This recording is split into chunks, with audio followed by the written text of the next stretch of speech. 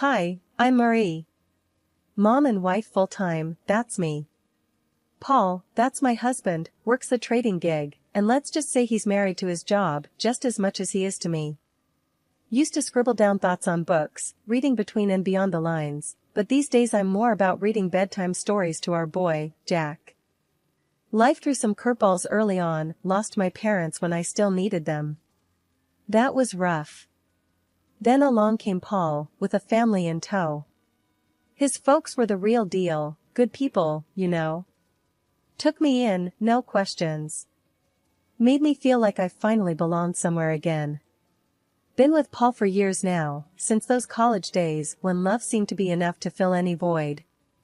We settled into a rhythm, he at work and me taking care of everything else.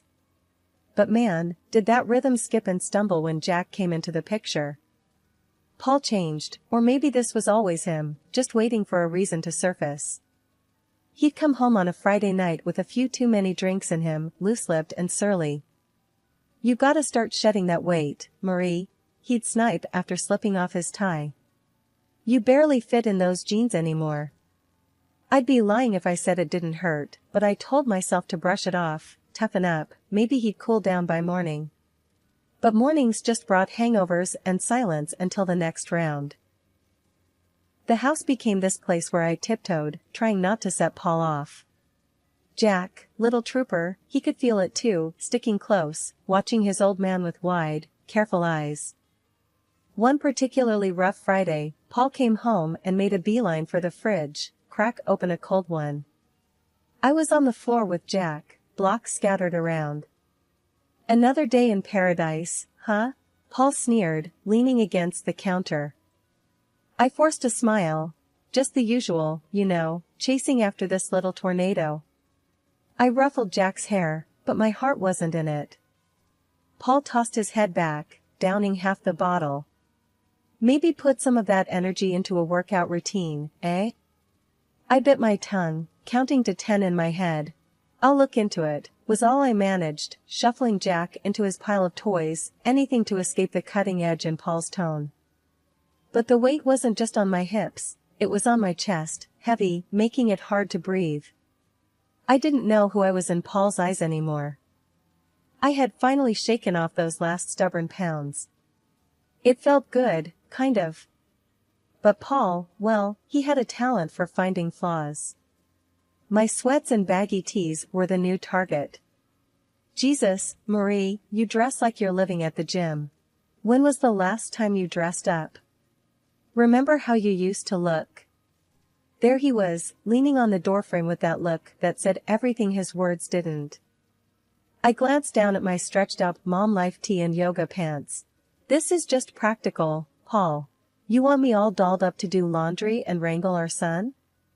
One corner of his mouth curled up like he had just made a successful trade. "I dunno, how about looking good for your husband? That used to matter." I sighed, rolling my eyes. "Well, unless my husband starts taking meetings at the playground or the grocery store, I think I'll stick with practical." He shook his head, chuckling without humor. "You used to care, Marie." His voice trailed off as he wandered back toward the living room, his disapproval hanging in the air like a bad smell. Then there was Jack, our boy, trying to navigate the shaky terrain between us. I was teaching him please and thank you, thinking manners mattered. Paul caught a bit of our lesson one afternoon and scoffed. "Look at you, teaching him to be Mr. Manners. You want him to get trampled on?" "Manners are important, Paul. It's about respect," I said, trying to keep my voice even. "Respect is earned, not politeness the least," he shot back. "He needs to toughen up, not be some yes, please pushover." Then the whole freeloader thing started. One night, Paul came home, tie askew, looking like he had won and lost the same fight. "Nice day?" he asked, sarcasm heavy as he glanced around what I'd come to see as our minefield of a home. I put down Jack's toy and braced for what was coming. "Just the same, dealing with tantrums and spills. How was work?" Paul's laugh was short and sharp. "Work? Oh, it was just dandy, supporting a parasite. My cheeks burned.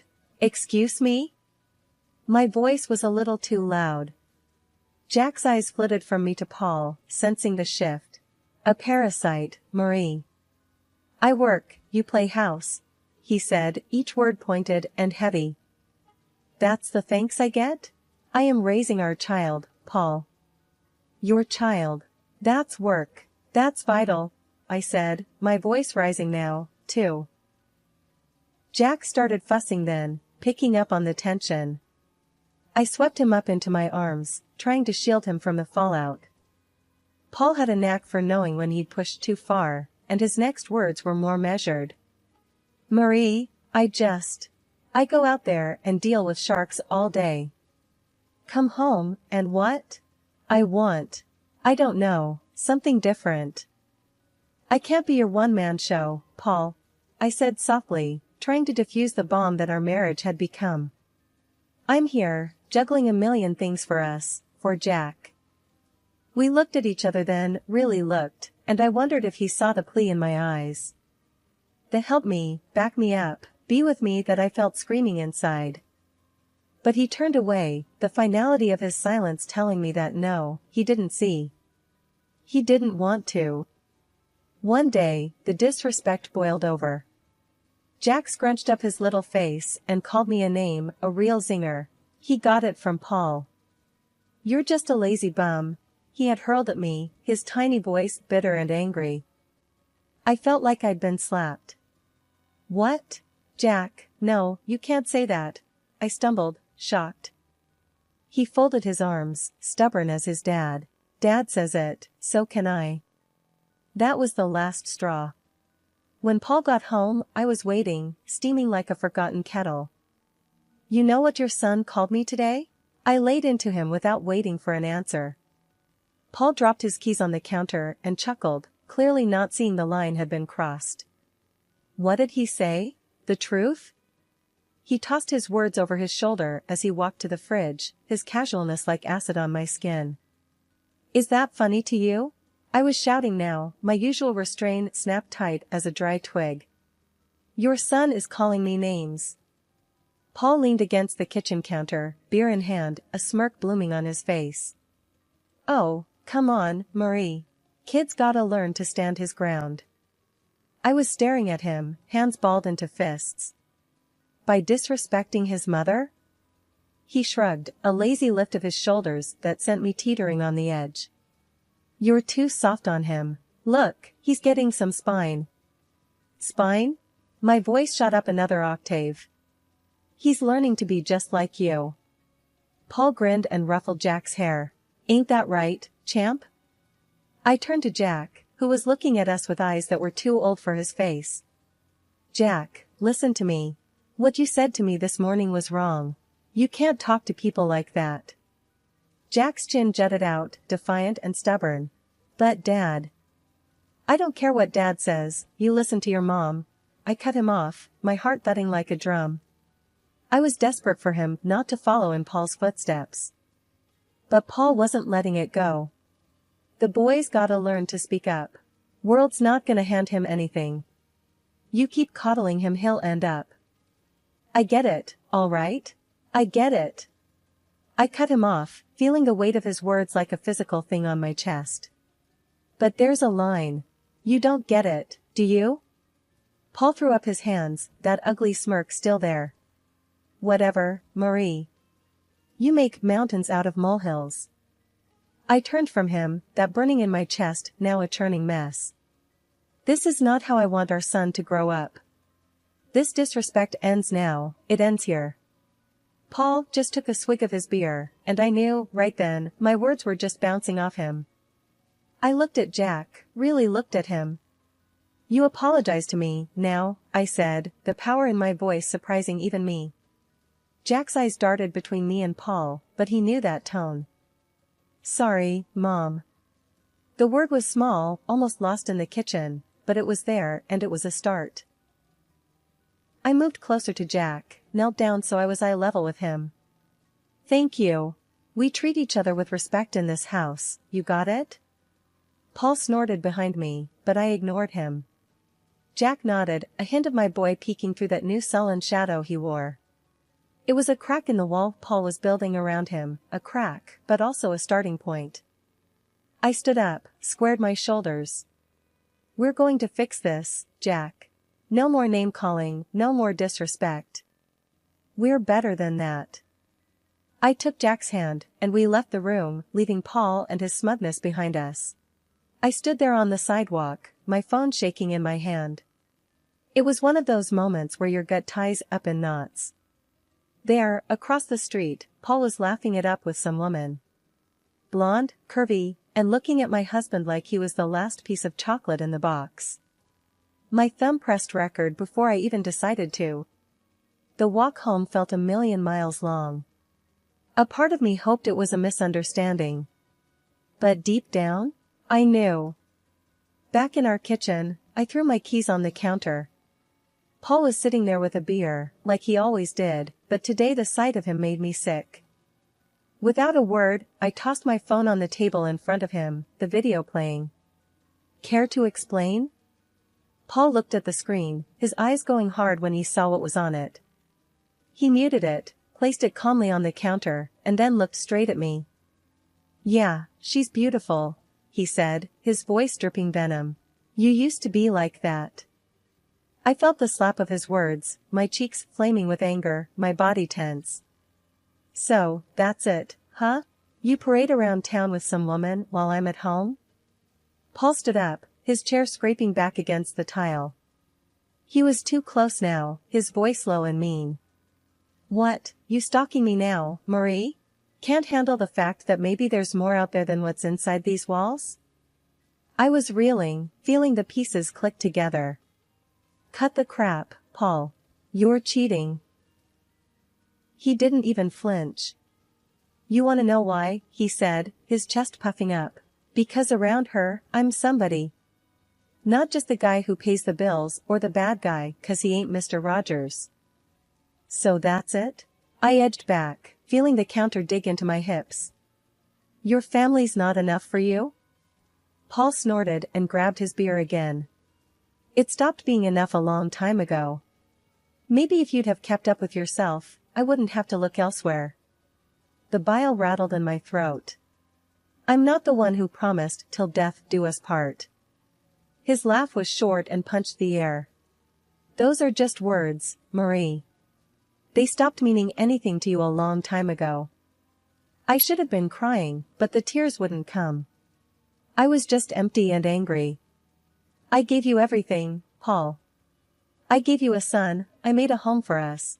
And this is how you repay me?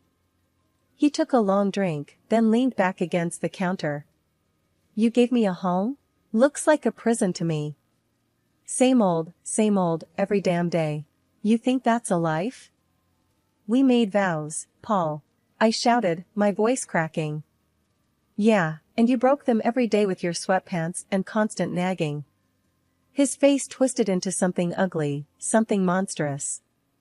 That was the last thing he said before I walked out, my heart numb, anger seeping into every corner of my being. I was on edge the whole ride over to Paul's folks' place. It was gonna be nasty, but I had to lay it out for them. They needed to know who their son really was. His mom answered the door, with a happy smile. Marie, what brings you here at this hour? I just barreled past her. I gotta show you both something.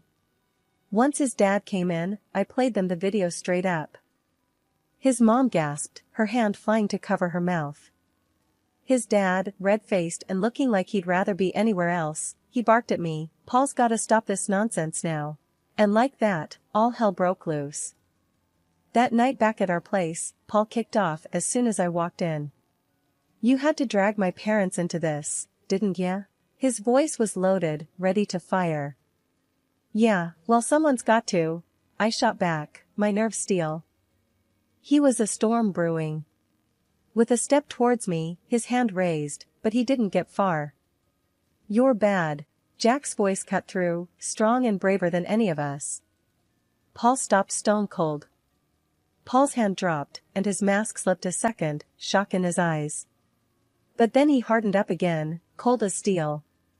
"I want you out," he said, spitting the words like they were sour. "Take the kid and go." So we went. With Jack's hand in mine, I didn't look back. Bags thrown in the back of the car, we headed for the city, miles of road unwinding like my thoughts. The luxury house was something else, my unexpected inheritance. 2 stories, white columns, and a porch you could throw a party on, all waiting in another city, away from everything that had gone wrong.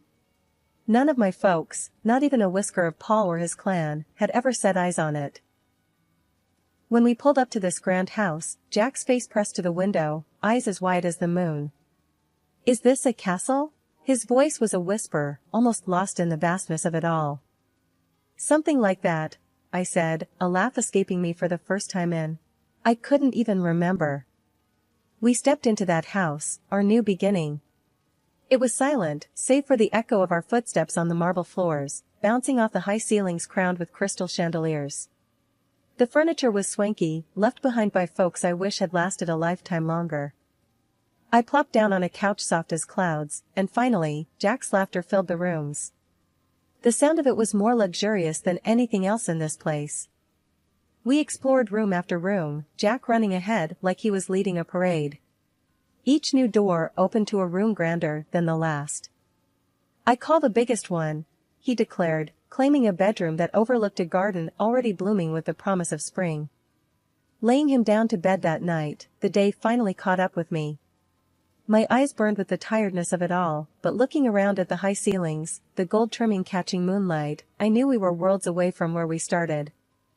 Sitting there, in the quiet of a room too nice for today's shadows, I whispered into the darkness, "We made it, kiddo." Life in the big house slowly shed the shadows of the past. Jack's giggles filled the halls more than the echoes of old fears. Most days, it felt like we had always been there, just the 2 of us, in our new safe haven. The house, with its silent strength, was keeping the world at bay until the day Paul showed up, uninvited and unwelcome. He was at the door in a storm of anger. I opened it and there he was, looking like trouble had followed him around. "You can't just disappear with my son, Marie." I leaned against the door frame, unfazed. "He's my son too. And I didn't disappear. I moved on." Paul's scowl deepened. He glanced around, taking in the opulence of the place with wide, disbelieving eyes. "How can you afford this? I know you don't make this kind of dough." I had to bite the inside of my cheek to keep from smiling. "Well, turns out I had a little left over each month. Who knew?" He raised an eyebrow, a sly accusation in his gaze.